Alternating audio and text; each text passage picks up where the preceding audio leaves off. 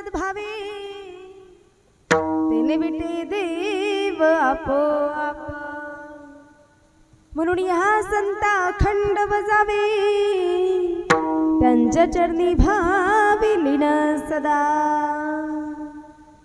साधू पासे देव कामधंदा करी साधू पासे देव कामधंदा करी पितांबर धरीवरी छाया म्हणून या संता अखंड बजावे त्यांच्या चरणी भावी लीन सदा नामा म्हणे देव इच्छे संत संग नामा म्हणे देव इच्छे संत संग आम्हा जीवलग जन्मोजन्मी म्हणून ह्या संता अखंड बजावे त्यांच्या चरणी भावी लीन सदा विठ्ठल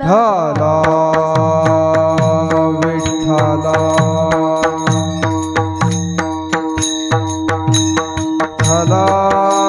विठ्ठला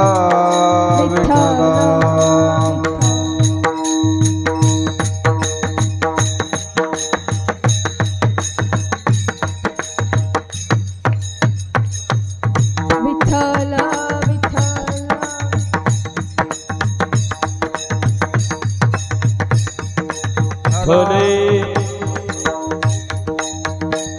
विठ्ठला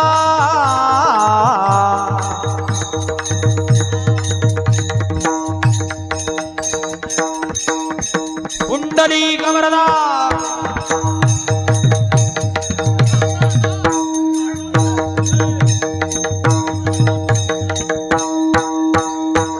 बोला पुंडली कवरदा ज्ञानदेवा आदिशक्ती मुक्ता बाई की जगद्गुरु तुकाराम महाराज की संत सेना महाराज की धर्मवीर संभाजी महाराज छत्रपती शिवाजी महाराज विदर्भ पंढरी संत गजानन महाराज की जय संत चोखोबा महाराज की जय सब संतन की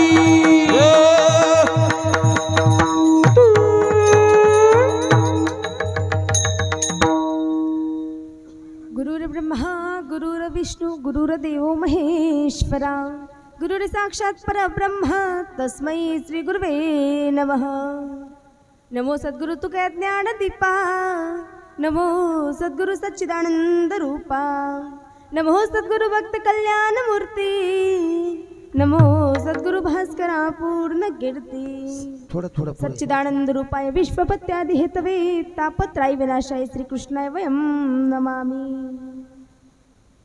महायोगपीठे तटे भीमरथ्यावरं पुंडलिकाय धातु मुनिद्रं समागते तिष्ठं तमानंद कन्नं परब्रह्मलिंगं भजे हो पांडुरंग करो प्रथम नमन दुसर चरण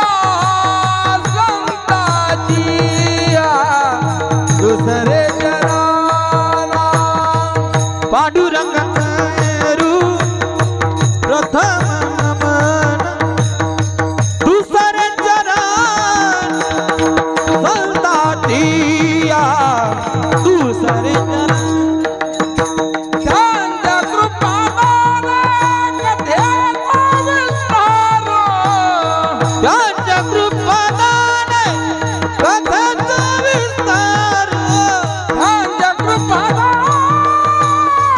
कथेचा विस्तार त्यांच्या कृपादाने कथेचा विस्तार त्यांच्या कृपादाने कथेचा विस्तार बाबाजी सद्गुरु दास तोका बाबाजी सद्गुरु त्यांच्या कृपादाने कथेचा विस्तार बाबाजी सद्गुरु दास तुका बाबाजी सद्गुरु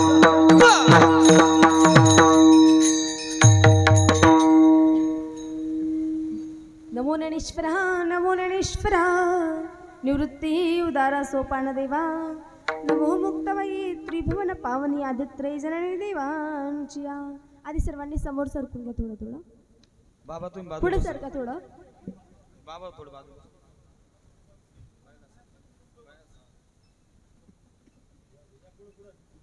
सरका थोडं पुढं आजी सारखा थोडं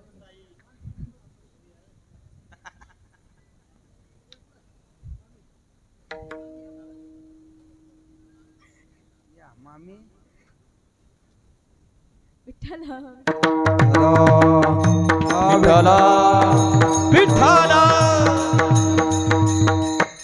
सोपाहनेचा स्वड त्र्यंबक निवृत्ती इंद्रायणी तिरी माऊली म्हणताची वराड खानदेश मुक्ताईत नगराला नमस्कार माझा मुक्ताई माऊलीला मुक्ताबाई नमो त्रिभुवन पावन मुक्ताबाई नमो त्रिभुवन पावन हे मुक्ताबाई नमो त्रिभुवन पावनी मुक्ताबाई नमो त्रिभुवन पावन आदित्य जननी देवादिये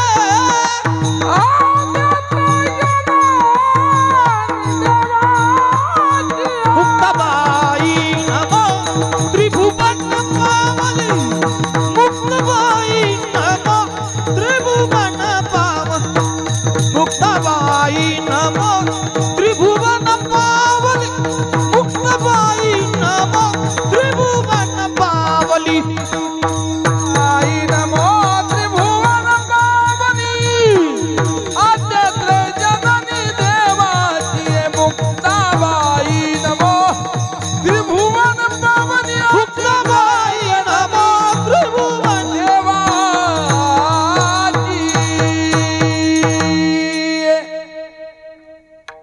ओम नमो ज्ञानेश्वर करुणा करा दयाळा तुमचा अनुग्रह लादलो पावन झालो चराचरी नीलांडन समाभासम रवी पुत्रे मग्रजम छाया मार्तंड संपतम तम नमामि शनीश्वरम शरण शरण हनुमंता तुम्हा आलो रामदूता काही भक्तीच्या या वाटा मज दावाव्या सुबटा मनोजव मार्ततुल्य वेगम जितेंद्रिय बुद्धिमत्ता वरिष्ठम वाताहत माझ वानरयुत मुख्यम श्रीरामदूतम शरण हे दुःख भंजन मारुती नंदन हे दुःख भंजन मारुती नंदन सुन रो मेरी पुकार पवन सुत विनती बारंबार पवन सुत विनती बारंबार हे दुःख भंजन मारुती नंदन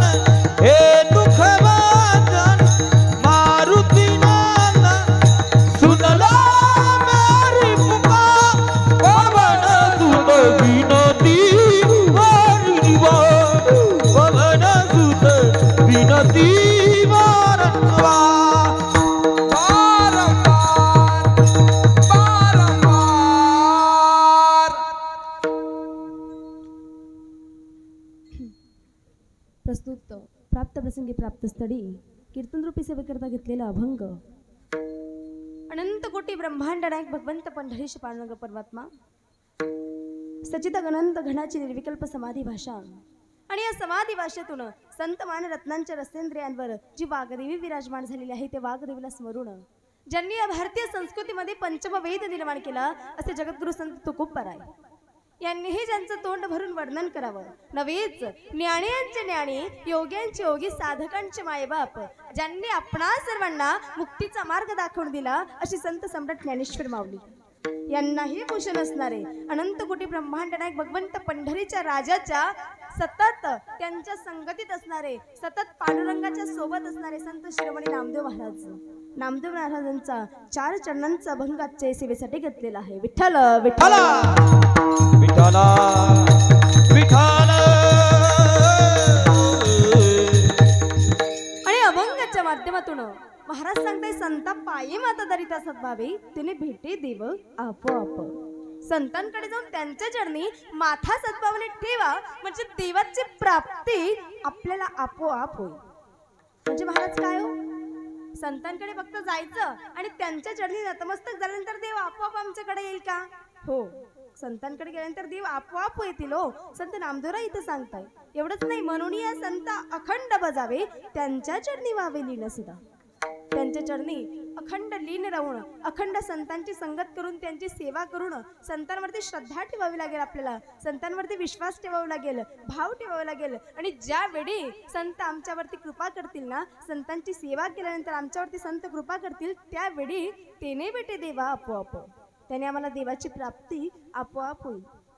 मग महाराज खरंच होईल का संतांकडे जाऊन देवाची प्राप्ती?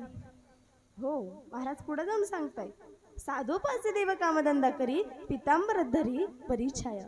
संतांकडे देव कामधंदा करतो म्हणजे संतांच्या घरी भगवंत हे राहत असतात, त्यांच्यासोबत काम करत असतात. प्रत्येक संकटामध्ये सुख आणि दुःखामध्ये संतांच्या समवेत भगवंत असतात. नव्हेच प्रत्येक क्षणी देव हे संतांच्या घरी असतात. म्हणून संतांकडे गेल्यानंतर देवाची प्राप्ती आपल्याला नक्कीच होईल. मग महाराज जसंच का हो की भक्तांना भगवंत आवडतो म्हणून आम्हाला भक्तांकडे जाऊन देवाची प्राप्ती होईल? नाही. नामा म्हणे देव इच्छे संत संग आम्हा जीवलग जन्मोजन्मी, याच जन्मात नाही प्रत्येक जन्मामध्ये माझा भक्त माझ्या जवळ असावा ही स्वतः भगवंत पांडुरंग परमात्मा ही इथं इच्छा प्रगट करताय. विठ्ठल विठ्ठल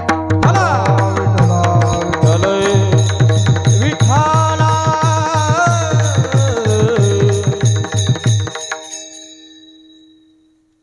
तसेच आजची ही सेवा निमित्त माझ्या वाटेला आली, आपल्या सर्वांना माहीत असून तरी कीर्तनकाराची सांगणे ही महत्त्वाची असते. बघा, आजची ही सेवा संतांच्या पदस्पर्शाने पवित्र झालेल्या आपल्या या पुण्यवान नगरीमध्ये श्री संत मुक्ताई नाम यज्ञ कथा कीर्तन महोत्सव वर्ष 25वे, म्हणजेच 2 तप पूर्ण होऊन 3ऱ्या तपाच्या तपपूर्तीकडे आपण आता सध्या वळतोय.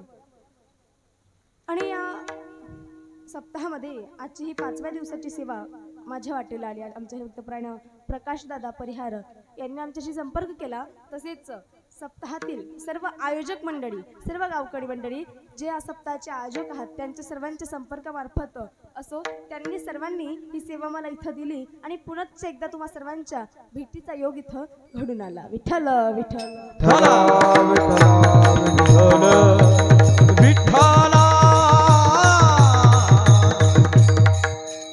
म्हणे सतकर्मा भावेसय घातले भय नरका जाणे. तसेच या चांगल्या कार्याला सहाय्य करणारे आज ज्यांच्याकडून अन्नदानाची सेवा होते हरिभक्तपरायण सौ मंडाबाई तेजराव परिहार, सकाळचे अन्नदाते आणि संध्याकाळचे पार्वतीबाई सिद्धेश्वर परिहार, या सप्ताहासाठी ज्यांनी फूल किंवा फुलाची पकडी तन मन धन जे असेल नसेल काही ना काही करून सुद्धा या सप्ताहासाठी जे काही त्यांनी दान केलं त्यांच्यासाठी भगवंताकडे एकच प्रार्थना करते की नेहमी त्यांच्या हातून असेच हे कार्य घडत राहो.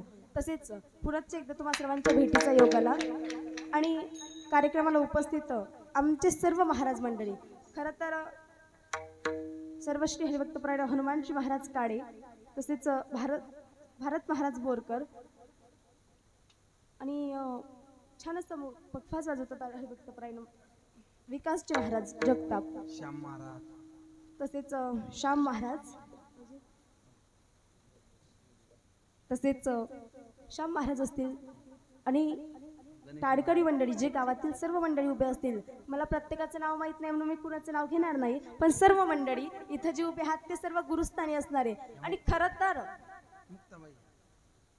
तर जर सांगायचं म्हटलं तर मी आधीच्या वेळी जेव्हा आले होते तेव्हा सुद्धा महाराज इथं उपस्थित होते. तुम्ही पण होते असं वाटतं मला. हो, महाराज तेव्हा सुद्धा होते आणि आता सुद्धा आहे. म्हणजे तेव्हा होते आणि आता आहे असं आहे की मी मध्ये नसताना सुद्धा महाराज होतेच मला वाटतं. कारण तुमच्या भागाचं वैभव म्हणजे ही महाराज मंडळी. खरं आहे, एकदा यांच्यासाठी सर्वांनी जोरदार टाळ्या वाजवायच्या. कारण तुमच्या भागाचं वैभव आणि तुम्हा सर्वांच्या या सप्ताहामध्ये सेवा देणारे ही सर्व महाराज मंडळी इथं आलात आणि माझ्याही कार्यक्रमाला उपस्थित झालात, त्यांचेही मनापासून मी आभार मानते. तसेच कीर्तनाला उपस्थित आमचे विनेकरी बाबा असतील, गावातील सर्व टाळकरी मंडळी असतील, बाल टाळकरी मंडळी असतील, तुम्ही सर्व माता भगिनी असणार. तसेच महत्त्वाचं म्हणजे आज या बालदुर्गा या सुद्धा कार्यक्रमाला उपस्थित आहात, त्यांचेही मनापासून आभार मानते. जर आज सांगायचं म्हटलं तर जागतिक महिला दिन, आज जागतिक महिला दिन आणि ही या स्त्रीला, या दुर्गा वाहिनीला, या स्त्री शक्तीला, या दुर्गा शक्तीला आज या कार्यक्रमामध्ये बघून फार उत्सुकता वाटते, फार आनंद वाटतोय. आणि हा आनंद वेगळाच आहे बघा. कारण जर सांगायचं म्हटलं तर स्त्री ही आज कुठल्याच क्षेत्रामध्ये कमी राहिलेली नाहीये, मागे राहिलेली नाहीये. स्त्री ही आज प्रत्येक क्षेत्रामध्ये पुढे आहे. या जागतिक महिला दिनानिमित्त 2 शब्द तुम्हाला स्त्रीविषयी सांगणार. हो, स्त्री म्हणजे काय, स्त्रीला प्रत्येक जण समजू शकत नाही. आज स्त्री जर म्हटलं तर राष्ट्रपती पदापासून तर आपण जोपर्यंत आपला विचार जाईल तोपर्यंत स्त्री ही आपल्याला दिसून येते. कारण ती स्वतःच्या पायावरती खंबीर उभी राहून, हो राष्ट्रपती असेल, हो पायलट असतील, इंजिनियर असेल, डॉक्टर असेल, ॲडव्होकेट असेल, टीचर असेल, नर्स असेल नसेल ते तुमच्यासमोर कीर्तनकार असेल, टाळकळी असेल, आहेच ना, स्त्रीच आहे, एक दुर्गा शक्तीच आहे. कारण स्त्री ही साधारण नाही, त्या माता दुर्गेचा अवतार म्हणजे ही स्त्री आहे. आणि माणसाचं होय, पुरुषांचं होय किंवा कुणाचंही अस्तित्व, सृष्टीचा जन्म देणारी ही एक स्त्री आहे. जर स्त्रीच नसेल तर या सृष्टीचा जन्मच होऊ शकत नाही. कारण जर गुज सांगितलं आदिनाथ उमा बीज प्रगटले, जर ज्ञान कोणी सांगितलं असेल तर आदिनाथ भगवान शिवांनी हे उमा मातेला त्यांच्यापासूनच ज्ञानाचा प्रारंभ झालाय. आणि त्याच स्त्री शक्तीचा आज उगम, आज त्या स्त्री शक्तीचा मेळावा म्हटलं तरी फार चांगलं आहे. विठ्ठल विठ्ठल विठ्ठल. आणि त्या स्त्रीला प्रत्येक जण समजू शकत नाही. हो, ज्याला स्त्री आई म्हणून कळली ना तो जिजाऊचा शोभा झाला, ज्याला स्त्री बहीण म्हणून कळली तो माझ्या मुक्ताईचा ज्ञानोबा झाला, ज्याला स्त्री मैत्रीण म्हणून कळली तो राधेचा श्याम झाला, आणि ज्याला स्त्री पत्नी म्हणून कळली तो सीतेचा राम झाला. हो, या स्त्रियांसाठी का होईना पण ती स्त्री प्रत्येक घरामध्ये जी अवतार घेते, बालपणापासून म्हातारपणापर्यंत जी घरातील मुलांना संस्कार लावण्याचं काम करते, कधी आई होऊन, कधी बहीण होऊन, कधी मावशी होऊन, कधी मामी होऊन, कधी काकू होईल, तर कधी 9 महिने 9 दिवस आपल्या पोटामध्ये बाळाला ठेवते आणि जन्म देते, ती एक स्त्री. तेव्हा आज या जागतिक महिला दिनाच्या सर्व महिलांना माझ्याकडून फार शुभेच्छा. विठ्ठल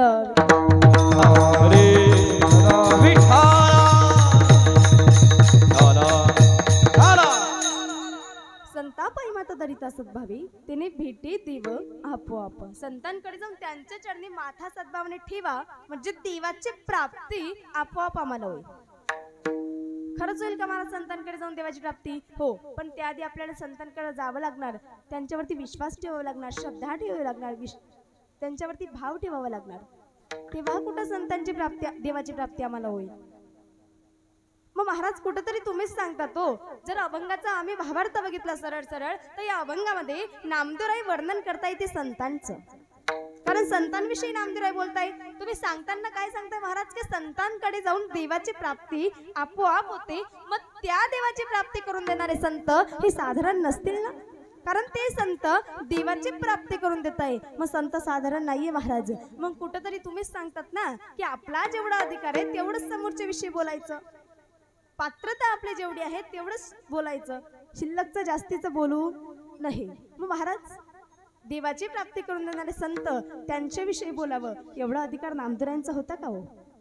कारण एखादा व्यक्ती टपरीवर बसून चहा पिऊन पिद्रू झालेला, खिशात क्वार्टर, तोंडात गुटखा, अशा व्यक्तीने जर तानाजी मालुसरे सारखे वीराचे वर्णन केले तर चालेल का हो?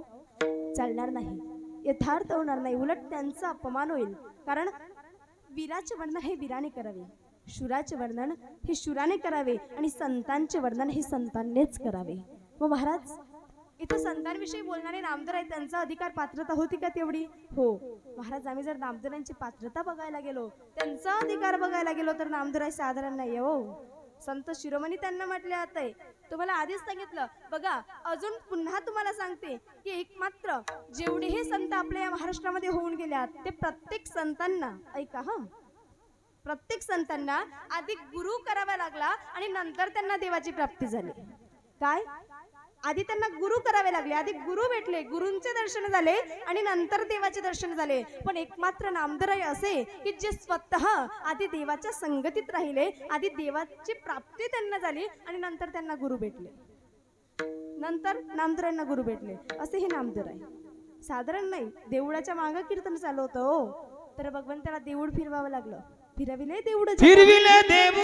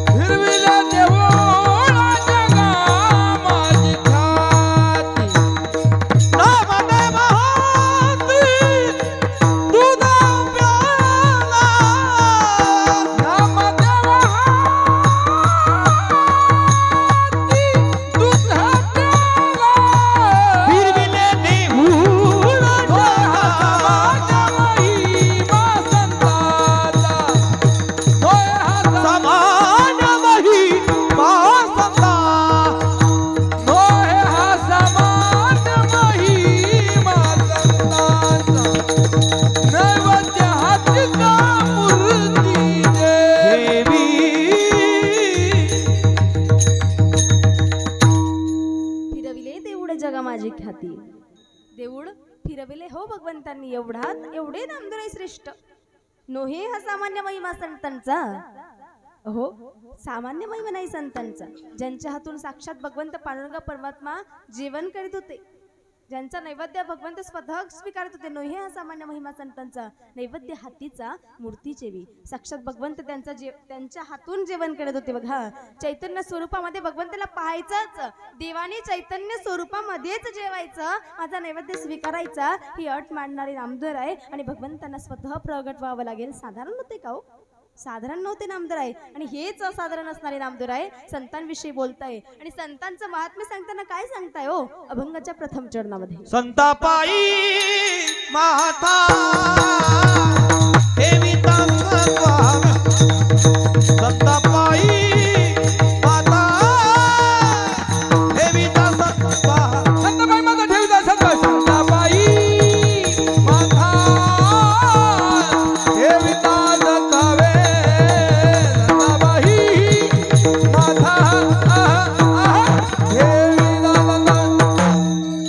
संताबाई माता ठेविता संतापायी माता ठेविता सत्वावे, संतापायी माता ठेविता सत्वा, संताबाई माता ठेविता सत्वावे, संताबाई माता ठेविता सत्वावे. देणे भेट देवा आपोआप, देणे भेट देवा आपोआप, भेट भेट देवा भेट देवा मनोनिया अखंड बदा, मनोनिया अखंड भजावे,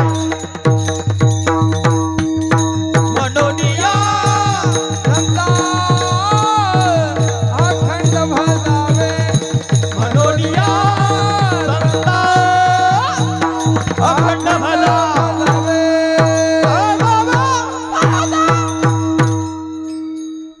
संतापाई माता दलित सद्भावे, तेने भेटे देव आपोआप. तेव्हा महाराज अभंगाच्या प्रथम चरणात सांगते की संतांकडे जाऊन त्यांच्या चरणी माथा सद्भावने ठेवा, म्हणजे देवाची प्राप्ती आपोआप आम्हाला होईल. मग महाराज फक्त संतांकडे जाऊन माथा ठेवायचा आहे का? नाही. आधीच सांगितलं संतांवरती भाव ठेवायचा आहे, श्रद्धा ठेवायचा आहे, विश्वास ठेवायची, संतांची सेवा करायची आहे. त्यावेळी संत आमच्यावरती कृपा करतील महाराज. मग संतांची सेवा कशी करायची हो आम्ही? संतांकडे जाऊन त्यांचे हात पाय वगैरे दाबून द्यायचे का? म्हणजे संत कृपा करतील का? तेव्हा होईल का देवाची प्राप्ती? नाही. हात पाय दाबणे वगैरे ही सेवा संतांना मान्य नाही बरं का. ज्ञानेश्वर माऊली म्हणतात, तनु मनोजीवे चरणाचे लागावे, अग्रत्व करावे दास्य सकळ. संतांचे फक्त दास्य पद स्वीकार करा, संत आमच्यावरती कृपा करतील. महाराज संतांनी कृपा केली म्हणजे काय हो? संतांनी कृपा केली म्हणजे तेने भेटे देवा आपोआप, त्याने देवाची प्राप्ती आपोआप आम्हाला होईल. ठीक आहे महाराज, तुम्ही एवढं सांगताय हो की संतांकडे जाऊन देवाची प्राप्ती होईल. काही पुरावा आहे का तुमच्याकडं की कुणाला देवाची प्राप्ती झाली संतांकडे जाऊन, की यांना देवाची प्राप्ती झाली संतांकडे जाऊन? हो, कित्येकांना झाली हो.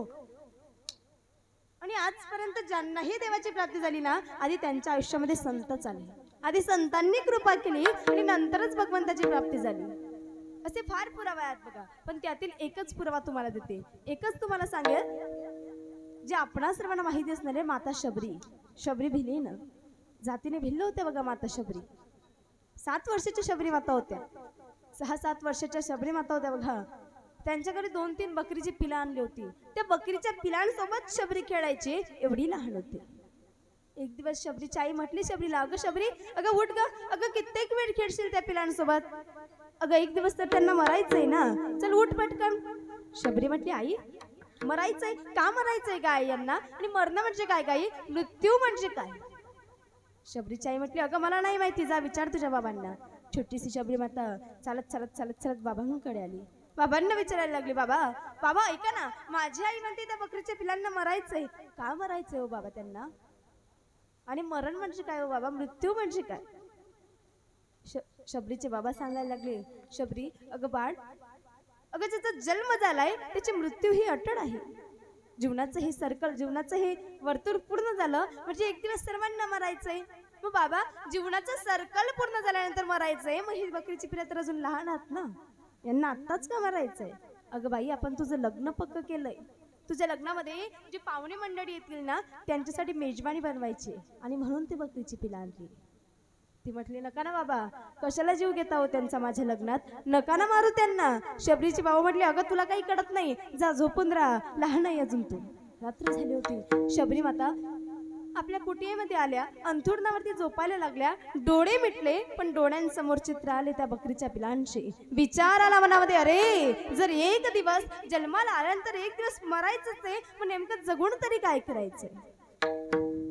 क्षणोक्षणी हाचे करावा विचार.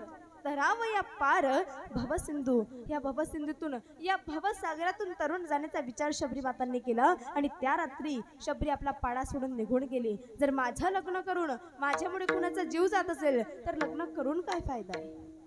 निघून गेले शबरी माता पाडा सोडून आपला. घनघोर अरण्यामध्ये शबरी माता आल्या. त्या घनघोर अरण्यामध्ये, त्या काळ्याकुट्ट अंधारामध्ये, काळ्या रात्रीमध्ये शबरी जाणार तरी कुठं? विविध प्राण्यांचा आवाज येत होता पण शबरी जाणार तरी कुठं? कोणीच तिथे दिसत नव्हते. पण जवळच शबरीला काही वेळाने एक आश्रम दिसला. काही अंतरावरती चालत गेल्यानंतर शबरीला एक आश्रम दिसला आणि त्या आश्रमामध्ये राहत होते एक संत महात्मा. शबरीने ते बघितले आणि ते संत महात्मा होते मातंग ऋषी. हे मातंग ऋषी रोज सकाळी ब्रह्ममुहूर्तावरती, ज्यावेळी कुणीच सुटलेले नसायचे त्यावेळी स्नानासाठी जवळच्याच पंपा सरोवरावरती जायचे. हे शबरीने बघितले आणि दुसऱ्या दिवसपासून आता शबरी हे मातंग ऋषी येण्याच्या आधी त्यांच्या आश्रमापासून तर त्या सरोवरापर्यंतचा संपूर्ण रस्ता झाडायचे. संपूर्ण रस्त्यावरती सडा समर्जन करायची. संपूर्ण रस्त्यावरती फुले अंतरून ठेवायचे. 2-3 दिवस तर निघून गेले. मातंग ऋषींनी विचार केला, अरे अशी माझी मला नकळत सेवा तरी कोण करतय? कोण माझ्या रस्त्यावरती फुले अंतरतय? कोण हा सडा समर्जन करतय? कोण माझी मला नकळत सेवा करतय? हे बघण्यासाठी मातंग ऋषी एक दिवस लवकर उठले. ज्या वेळेला येतात त्या वेळेच्या आधी उठले. चालत चालत चालत चालत वाटेने येतात. बघतात तर काय, छोटीशी मुलगी त्यांचा रस्ता झाडत होती. शबरी माता रस्ता झाडत होती. विचारलं, बाळ कोण ग तू आणि असा माझा रस्ता का झाडते? त्यावेळी शबरीने सांगितले, अहो बाबा, तिने झालेली सर्व घटना सांगितलं मी शबरी जातीने भिल्ल आहे आणि माझं घर सोडून इथं आले. मातंग ऋषीने तिला आपल्या आश्रमामध्ये स्थान दिले. तिला आपल्या आश्रमात स्थान दिले. काही काळांपर्यंत शबरी माता मातंग ऋषींच्या समवेत त्यांच्या आश्रमामध्ये राहिल्या. त्या संतांची सेवा केली बघा. आणि काही काळाने ज्यावेळी मातंग ऋषी हे तप करण्याकरता निघाले त्यावेळेस मातंग ऋषींचे चरण स्पर्श शबरी मातांनी केला आणि त्यांना विचारायला लागले, अहो गुरुदेव, तुम्ही तर तप करण्यासाठी, तुम्ही तर भगवंताच्या प्राप्तीसाठी तप करण्यासाठी निघाले आहात, पण मला सुद्धा त्या देवाजवळ जाण्याचा काही मार्ग सांगा. मला सुद्धा त्या भगवंताजवळ जायचंय, मला सुद्धा देवाजवळ जाण्याचा मार्ग सांगा. त्यावेळी मातंग ऋषी म्हटले, शबरी अगं बाळ, तुला देवाजवळ जाण्याची गरज नाही, कारण साक्षात श्रीहरी विष्णू हे राम अवतारात तुझ्याकडे येतील आणि तुझा उद्धार करतील. एवढं सांगून मातंग ऋषी तर निघून गेले.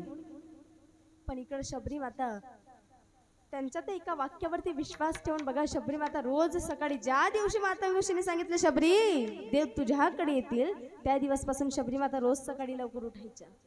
रोज सकाळी उठल्यानंतर आपल्या अंगणासमोरचा, आपल्या कुटीसमोरचा संपूर्ण रस्ता झाडायच्या. रस्त्यावरती सडा समर्जन करायच्या, फुले अंतरायच्या, मोसम असेल तसे फळे घरात गोळा करून आणायच्या आणि रोज भगवंताची वाट पाहायच्या. आज माझे भगवंत नक्की येतील, आज माझे रामचंद्र प्रभू येतील, आज माझा उद्धार करतील, या आशेने दिवस उजळायचा सुद्धा, शबरी माता वाट पाहायच्या. दिवस मावळायचा सुद्धा. दुसरा दिवस उजळायचा, तिसरा दिवस उजळायचा. रोज रोज शबरी माता तेच करायच्या. काय, त्यांच्या अंगणापुरचा, त्यांच्या कुठे समोरचा संपूर्ण तो रस्ता झाडायचा, त्यांचं ते संपूर्ण अंगण झाडायच्या. रोज भगवंतासाठी त्या रस्त्यावरती फुले अंतरायच्या, सडा समर्जन करायच्या. रोज भगवंत आल्यानंतर त्यांना भूक लागली तर काय खायला देणार, म्हणून या आशेने, या अपेक्षेने शबरी माता रोज मोसम असेल तसे फळे घरात गोळा करून आणायच्या आणि रोज देवाची वाट पाहायच्या. आज माझे भगवंत नक्की येतील, आज माझे भगवंत नक्की येतील. बघा, ज्यावेळेस मातंग ऋषीने सांगितलं होतं शबरी देव तुझ्याकडे येतील ना, त्यावेळी शबरी माता या बाल अवस्थेत होत्या. बाल अवस्थेत सुद्धा शबरी माता रोज भगवंताची वाट पाहायच्या, रोज भगवंताची वाट पाहायच्या. बाल अवस्थेतून तरुण अवस्थेमध्ये प्रवेश झाला. तरुण अवस्थेत सुद्धा शबरीमाता रोज तो रस्ता दाढायच्या, रोज रस्त्यावरती सरळ समर्जन करायच्या, पुली अंतरायच्या, रोज मोसम असेल तसे फळे घरात गोळा करून आणायच्या आणि रोज भगवंताची वाट पाहायच्या. तरुण अवस्थेतून वृद्ध अवस्थेमध्ये प्रवेश झाला. वृद्धापकाळाने शबरीमाता एवढ्या ग्रस्त झाल्या की एका ठिकाणून उठता येणे सुद्धा त्यांना शक्य नव्हते. पण त्याही अवस्थेत शबरी रोज देवाची वाट पाहायची. मातया कधी रे सिल राम रघुनंदना राम रघुनंदना राम रघुनंदना आश्रमातया कधी रे आश्रमातया कधी रे राम रघुनंदना राम रघुनंदना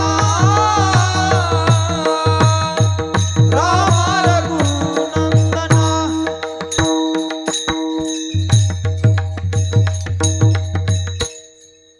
आश्रमात या कधी रे येशील रामा रघुनंदना देवा, कधी येशील रे. देवाची वाट पाहत पाहत शबरीमाता बाल अवस्थेतून तरुण अवस्था, तरुण अवस्थेतून वृद्धावस्था, वृद्धापकाळाने ग्रस्त झाल्या तरीही देवाची वाट पाहत होत्या. बघा काय संतांच्या एका वाक्यावरती विश्वास ठेवला आणि आयुष्यभर देवाची वाट पाहत गेल्या. त्याने त्याचे काय फळ, तर शेवटी सुद्धा भगवंताला सुद्धा यावंच लागलं. संतांची सेवा केली, वाट बघितली भगवंताची, संतांच्या वाक्यावरती विश्वास ठेवणं, शेवटी देव सुद्धा आले. श्री रामचंद्र प्रभू ते स्वतः शबरीमातांकडे आले आणि त्यांचा उद्धार केला. का संतांची सेवा केली, संता पायी माता दारित असत भावे, त्याने बेटे देव आपोआप शबरीमातांप्रमाणेच आपल्याला सुद्धा देवाची प्राप्ती आपोआप होईल. म्हणून संतांचे अखंड भजन पूजन करा अभंगाच्या द्वितीय चरणामध्ये.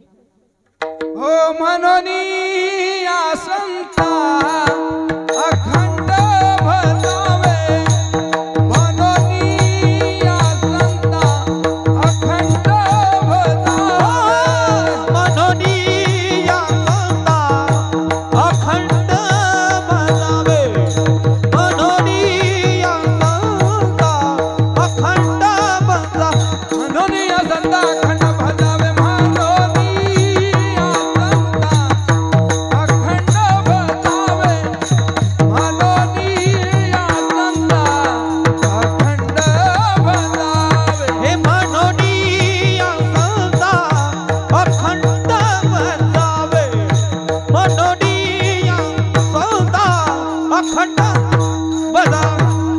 हे देवे भेटे देवा,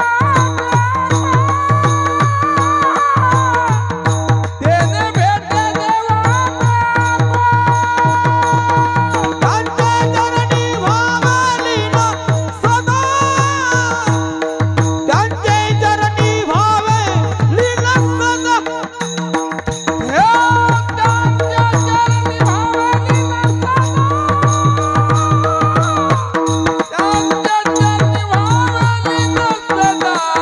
म्हणून या संता अखंड भजावे, म्हणून या संता अखंड भजा. म्हणून या संता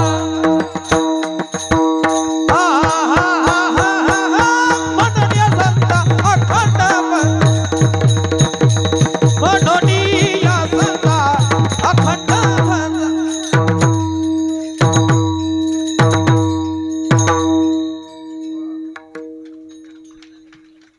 म्हणून या संता अखंड बजावे, त्यांच्या चरणी भावे लीन सदा. तेव्हा अभंगाच्या द्वितीय चरणामध्ये महाराज सांगते, म्हणून संतांचे अखंड भजन पूजन करा. ज्याप्रमाणे शबरी मातांना देवाची प्राप्ती झाली त्याचप्रमाणे आपल्याला सुद्धा देवाची प्राप्ती होईल. म्हणून अखंड संतांचे भजन पूजन करा. अखंड संतांवरती श्रद्धा भाव विश्वास ठेवल्यानंतर देवाची प्राप्ती आपल्याला सुद्धा होईल. मग महाराज ठीक आहे हो, तुम्ही सांगितलं संतांकडे जाऊन देवाची प्राप्ती होईल, मग आम्ही कुठल्या संतांकडे जायचं या आधुनिक काळात? या आधुनिक काळामध्ये आम्ही जायचं तरी कुठल्या संतांकडं जे आमच्या दारापुढे येतात, भगवे कपडे घालून येतात, जटा वाढवून येतात आणि मावशी काही धनधान्य द्या म्हणून आमच्याकडे मागणी करतात, त्या संतांकडे आम्ही जायचं का? ते संत आम्हाला हा भवसागर पार करून देतील का? ते संत आम्हाला देवाची ओळख करून देतील का? ते संत आम्हाला देवाची प्राप्ती करून देतील का? नाही. जे स्वतः या भवपाशामध्ये जे स्वतः सप्तपाशांमध्ये अडकलेले आहात ते संत आम्हाला हा सप्तपाश कसा पार करून देतील हो, कसा भवसागर पार करून देतील? देऊ शकत नाही, शक्य नाही. जे स्वतः संत हा भवसागर पार करून गेले ना त्यांच्याकडे आम्हाला जावं लागणार, त्यावेळी ते संत आम्हाला देवाची प्राप्ती करून देतील. तशाच संतांकडे आम्हाला जावं लागणार. नाहीतर सध्या प्रदर्शन फार चाललंय, सध्या प्रदर्शन फार चाललंय आणि आम्ही प्रदर्शन काढी बघतो आणि त्यांच्याकडेच आम्ही जातो. पण प्रदर्शन काढ्यान करू नका जाऊ. तुम्ही अंतरंगाने संत ओळखा, बाहेरंगाने संत ओळखू नका. भगवे कपडे घालून गावात आलेत, जटा वाढवून आलेत म्हणून संतच असणार असंही काही नाही, आणि ते सर्व संत नसणारच असंही काही नाही बरं का. माझं मत असं नाही. संत नवती जगा मानसाच्या सारिखे, संत नवती जगा मानसाच्या सारिखे. हो संत नवती जगा मानसाच्या सारिखे, संत नवती जगा मानसाच्या. समुद्र नदी नव्हे पैगा, समुद्र नदी नोहे पैगा, भाषण म्हणून ये लिंगा, भाषण म्हणून ये लिंगा.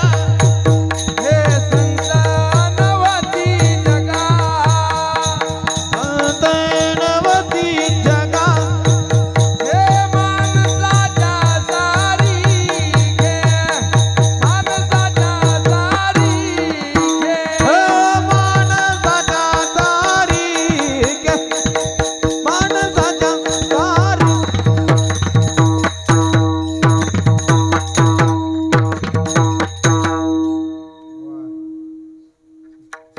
संत नव्हती जगा माणसाच्या सारिखे.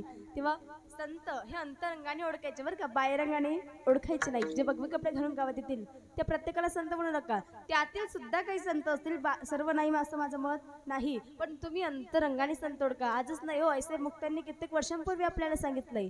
परी भगवा झाला नामे अंतरी वश केला कामे, त्याला म्हणू नये साधू जगी विटंबना बांधू. जे भगवे कपडे घालून गावात येतात, जटा वाढवून येतात त्या प्रत्येकाला संत म्हणू नका. तुम्ही अंतरंगाने संत ओळखा, प्रदर्शन बघू नका. नाहीतर आताच प्रदर्शन नाही चाललंय हो. हो रामायणामध्ये बघा, रामायणामध्ये मला सांगा, सीता मातांचे अपहरण करण्याच्या वेळी रावणाने कुणाचा वेश धारण केला होता हो? तुमच्यातल्या अर्धी झोपली की जागी हो? जागी की झोपली तुम्ही? जागी का? का मला एकटीला जिथं बोलायला आणलंय असं वाटतंय मला? काय कुणाचा वेश धारण केला होता रावणाने? साधूचा. रावणाने साधूचा वेश धारण केला. सीता मातांच्या कुटीच्या बाहेर आला. भिक्षाम दे माई म्हणून सीतेला हाक मारली. सीता दान देण्याकरता, भिक्षा देण्याकरता कुटीच्या बाहेर आल्या. हो संत दिसताय, प्रदर्शन दिसतंय, साधू दिसताय म्हणून विश्वासाने लक्ष्मण रेखा सुद्धा पार केली. पण रावणाने साधूच्या वेशात काय केले? सीता मातांचे अपहरण केले आणि त्यांना लंकेला घेऊन गेला. त्याचप्रमाणे तसेही काही साधू या आधुनिक काळात फिरत असतील हो, काही भरकटत असतील. म्हणून प्रत्येक संतावरती विश्वास ठेवू नका. तुम्ही अंतरंगाने संत ओळखा, बाहेरंगाने संत ओळखू नका. कारण एक सामान्य पुरुष तोही संत असू शकतो, एक सामान्य पुरुषही संत असू शकतो. कारण सामान्य पुरुष महाराज कोण हो? कित्येक असतील बघा, पण आम्ही त्यांना ओळखू शकत नाही. संत सावता माडी सुद्धा सामान्यच होते बरं का, पण काय कान्ना मुडा भाजी अवघी विठाबाई माझी म्हणणारे संत सावता महाराज भगवंताला आपल्या हृदयामध्ये त्यांनी साठविले. साठविला दातात त्रैलोक्याचा, धन्य त्याची माता, धन्य त्याचा पिता. सावता महाराज सुद्धा साधारण होते, सामान्य पुरुष होते, पण भगवंताचे आवडते लाडके भक्त होते. अशा संतांकडे आम्हाला जायचंय बाहेरच. आम्हाला प्रदर्शन नाही बघायचंय. जे संत सप्तपाशांच्या अधीन नाहीये, सप्तपाश पार करून गेले. सप्तपाश कुठले हो? काळपाश, कर्मपाश, धर्मपाश, मायापाश, मोहपाश, जन्मपाश आणि एक म्हणजे बाह्यपाश. गेली आशा पाश निवारुणे. जे सप्तपाश निवारून गेले ना त्या संतांकडे आम्हाला जायचंय. कारण तेच संत आम्हाला हा भवसागर पार करून देतील. आणि तेवढंच नाही, भवसागर पार करून दिल्यानंतर आम्हाला त्या देवाची प्राप्ती तेच संत आम्हाला करून देतील. विठ्ठल विठ्ठल विठ्ठल. आम्हाला त्या संतांकडे जायचंय महाराजांचं. एवढंच नामस्मरण झालं, एवढी साधना झाली, एवढी साधना झाली, एवढं नामस्मरण झालं की देव पहावया गेले, देवची होणी आली. जे फक्त देवाला पाहायला गेले, देवाला भेटायला गेले हो, पण आज त्याच संतांना आम्ही देव म्हणून पूजतोय. आज त्याच संतांची आम्ही पूजा करतोय देव म्हणून. पुरावा आहे बरं का. महाविष्णूचा अवतार सखा माझा ज्ञानेश्वर किंवा म्हणे रामेश्वर भट्ट द्विजा तुका विष्णू नाही तुझे. आज काळाच्या डोक्यावरती पाय ठेवून ते संत मंडळी उभे आहात. तुकाराम नाम घेता कापेयम. अशा संतांकडे आम्हाला जायचंय आणि हेच संत आम्हाला देवाची प्राप्ती करून देतील. म्हणून या संत अखंड बजावे, त्यांच्या चरणी व्हावे लीन सदा. त्यांच्या चरणी अखंड लीन राहून त्यांच्या सोबत अखंड राहून संतांच्या संगतीचा महिमा फार आहे. म्हणून संतांच्या संगतीमध्ये आपल्याला देवाची प्राप्ती होईल. कारण देवापर्यंत जाण्याचा मार्ग हा संतांनीच दाखवलेला आहे. मार्ग दावणीया गेली आधी दयानिधी संत ते. कारण संतांच्या संगतीचा महिमा फार आहे बघा. संत तुलसीदास जी म्हणतात, एक घडी आधी में बुनियाद तुलसी संगत साधू की मिठे कोटी अपराध. संतांच्या संगतीमध्ये एवढे आपले जन्मांचे पाप जरी असले ते जडून भस्म होते. एवढ्या संतांच्या संगतीचा महिमा आहे. जर खरं सांगायला गेलो बघा, पाहायला जर गेलो, जर संत खरे असतील ना तर निमिष मात्र संत संगतीमध्ये सुद्धा आमच्या जीवनाचा उद्धार होऊ शकतो. निमिष म्हणजे काय महाराज? निमिष म्हणजे ज्या वेळेस आमच्या डोळ्याची पापणी ही खाली होऊन वर होते ना त्याला निमिष म्हणतात. एवढ्या क्षणामध्ये ज्यावेळेस आमच्या डोळ्याची पापणी खाली होऊन वर होते तेवढ्या क्षणासाठी जरी संतांची संगत लाभली तरी जीवनाचा उद्धार आहे. पण जर तुम्ही झोपले असाल तर तो विषय वेगळा आहे बरं का. जागे असलेल्यांसाठी सांगते मी, त्यांच्या तेवढ्या त्या क्षणासाठी संतांची संगत जरी लाभली तरी जीवन हे धन्य धन्य होते, कृतकृत्य होते. पण त्यासाठी संत तसे असायला पाहिजे. त्या संतांकडे आम्हाला जायचंय जे देवाची प्राप्ती करून देणारे. विठ्ठल विठ्ठल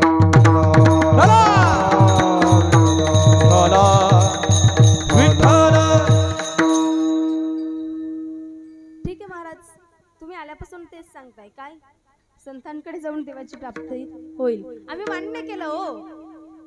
मान्य केलं की संतांकडे जाऊन देवाची प्राप्ती होईल. पण महाराज देवाची प्राप्ती का करायची हो? महत्वाचा मुद्दा आहे. सर्वांच्या समोर येणारा प्रश्न आहे की देवाची प्राप्ती का करायची नेमकं? कर्तव्य प्रधान वैचारिक मानवी जीवनामध्ये आम्ही जेवढे म्हणून मनुष्य प्राणी जन्माला आलोय आत्ताच नाही हो, केव्हाही आम्हाला हा मनुष्य नरदेह प्राप्त झाला. कोणत्याही जन्मामध्ये आम्हाला हा मनुष्य नरदेह प्राप्त झाला त्यावेळी त्या प्रत्येक वेळी आम्ही जन्माला आल्यापासून मृत्यूपर्यंत एकच अपेक्षा करतो, ती म्हणजे सुखाची. आम्हा सर्वांना सुख प्राप्त व्हावं हीच आमची इच्छा आहे, हीच अपेक्षा आम्ही करत असतो. मग खरंच या संसारामध्ये सुख आहे का? नाही. जर आम्ही पाहायला गेलो दुःख बांधवडी आहे या संसार, सुखाचा विचार नाही कुठे. जो देखे सो दुखिया बाबा, सुखिया कोई नहीं रे. जो देखे सो दुखिया बाबा, जो देखे तो दुखिया बाबा, सुखिया कोई नहीं रे. जो देखे तो दुखिया बाबा, राजा दुखिया,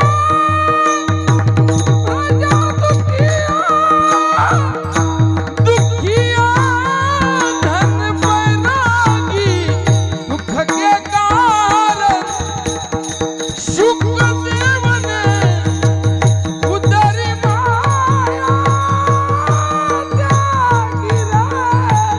जो देखे तो दुखिया बाबा, सुखिया कोई नहीं रे. जो देखे तो दुखिया बाबा, हे बाबा, जो देखे सो दुखिया बाबा. जो देखे सो दुखिया बाबा, सुखिया कोई नाही. काय कारण संसारामध्ये आम्ही ज्यालाही बघितलं त्याला प्रत्येक वेळी आमचं काही ना काही असतंच की आम्हाला दुःख येतंय. आमच्या संसारामध्ये आम्ही कुटुंबामध्ये असताना आमच्या समोर दुःख येतंय, आम्ही संसारामध्ये असताना दुःख आमच्या समोर येते. कारण दुःख बांधवडी आहे हा संसार. स्वतःच दुःखाचा बांध आहे तो आम्हाला सुख कुठून प्रदान करणार आहे हो? करूच शकत नाही. संसार हा आम्हाला सुख प्रदान करू शकत नाही. पण आहे की संसार हा संपूर्ण उलट आहे. संसार हा संपूर्ण उलट आहे. एका उलट्या झाडाप्रमाणे सर्व काही संसार आहे बघा. ऊर्ध्वमूलमद शाखम अश्वस्तम प्रावद्रव्यम छंदांसी यस्य पर्णानि यस्तम वेद स वेदती.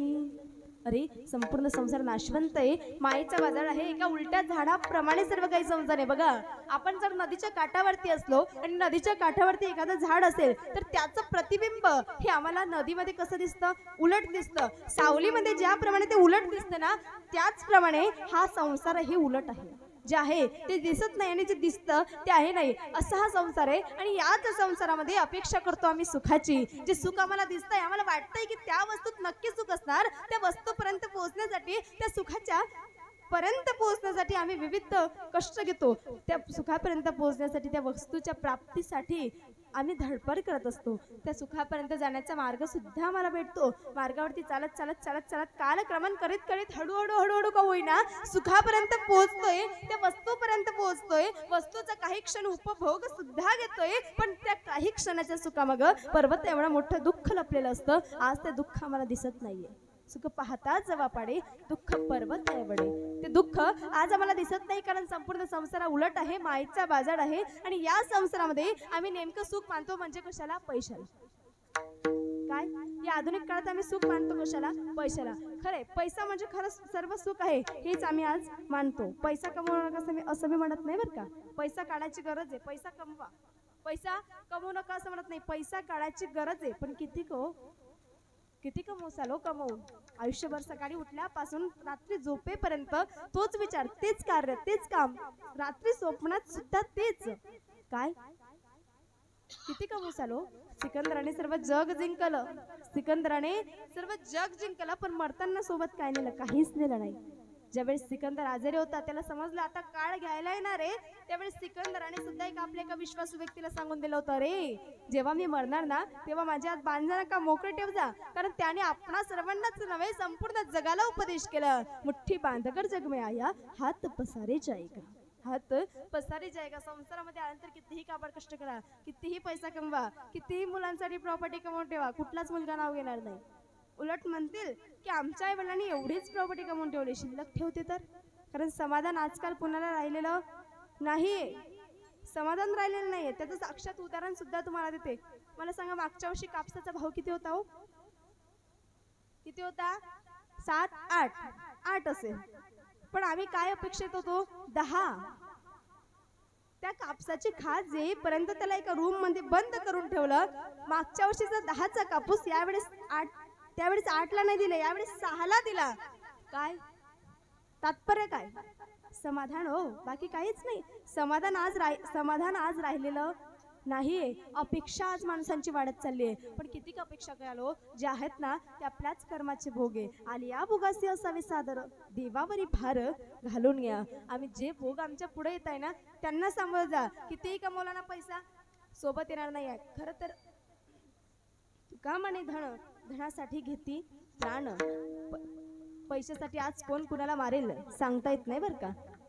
आज भाऊ भावाला मारतो, मुलगा बापाला मारतो, भाऊ बहिणीला मारतो, कोण कुणाला मारेल पैशासाठी सांगता येत नाही. म्हणून पैसा हा शाश्वत नाही, अशाश्वत आहे. पैसा नाशवंत आहे. पैसा कमवताना दुःख आहे, कारण काम करावं लागतं. पैसा सांभाळताना दुःख आहे, कारण चोरीला गेला तर काय करसाल, गेल्यानंतर अति दुःख आहे. असा हा पैसा आहे. पैसा कितीही कमवला तरी तो शाश्वत नाही, अशाश्वत आहे, नाशवंत आहे. महाराज, पैशाने काय मिळते हो? सर्व काही पैशाने मिळते नाही. पैशाने घर मिळते हो, पैशाने घर मिळते, पण सुख समाधान मिळत नाही. पैशाने पलंग मिळतो हो, पण झोप मिळत नाही. पैशाने सत्ता मिळते, पण प्रेम मिळत नाही. पैशाने औषधी मिळते हो, आयुष्य मात्र मिळत नाही.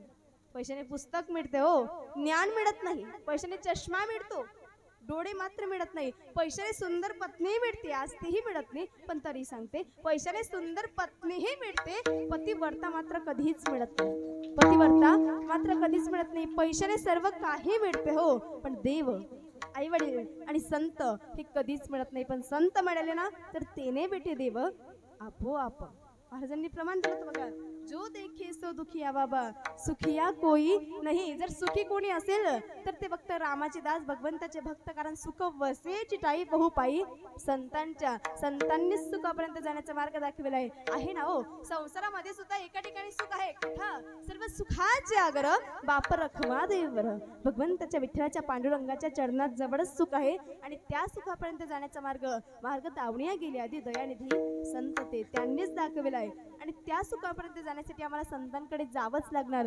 त्या सुखाची प्राप्ती करून येण्यासाठी त्या भगवंताला आपलंसं का करायचंय तर आपला तो एक देव करून घ्यावा तेने विनजीवा. एक देव करुणी घ्यावा आपुला तो एक देव करुणी घ्यावा. आपुला तो एक देव करुणी घ्यावा. आपुला तो एक देव करुणी. आपुला तो एक देव करुणी घ्यावा. आपुला तो एक देव करुणी घ्यावा. आपुला तो एक देव करुणी घ्यावा. आपुला तो एक देव करुणी घ्या. हो हो हो ला ला ला ला हो हो हो हो हो हो. आपुला तो एक देव करुणी घ्यावा. आपुला तो एक देव करुणी घ्यावा. तेरे विना जीवा दुःख नोहे.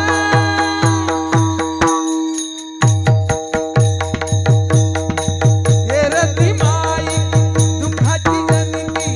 हे रती माई के दुःखाची जनिती. आपुला तो एक देव करुणी घ्यावा. तेने विना जीवा दुःख नोहे. हे रती माई के दुःखाची जनती. हे रती माई दुःखाची जनती. जनिती जनिती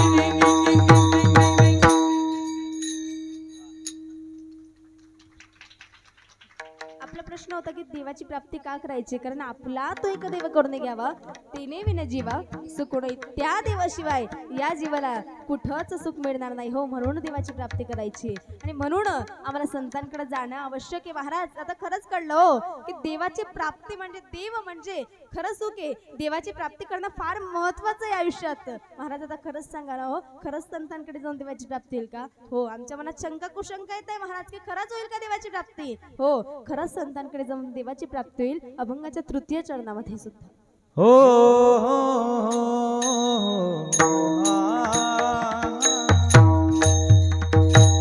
साधु पासी देव काम धंदा करी.